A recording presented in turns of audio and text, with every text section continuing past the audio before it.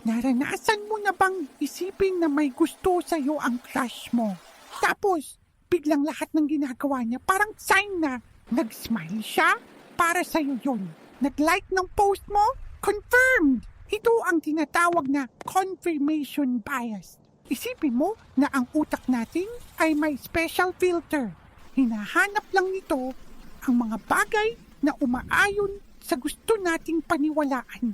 Parang sa Sims, kapag may happy thought bubble ka, lahat ng maliliit na bagay nagiging dahilan para sumaya. Pero paano kung may ebidensya na kontra dito? Madalas, binabaliwala lang ito ng isip natin. Para tayong player na nakikita lang ng positive moodlets at hindi pinapansin yung mga negative. So paano ito lalabanan? Una, maging detective ng sarili mong isip. Tanungin mo, ano pa kayang ibang dahilan? Pangalawa, subukang hanapin ang kabilang side ng kwento.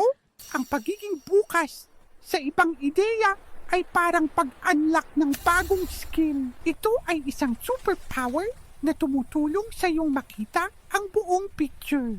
Hindi lang yung part na gusto mong makita. Kaya sa susunod, i-pause mo muna ang laro at tingnan ang lahat ng anggulo. You got this!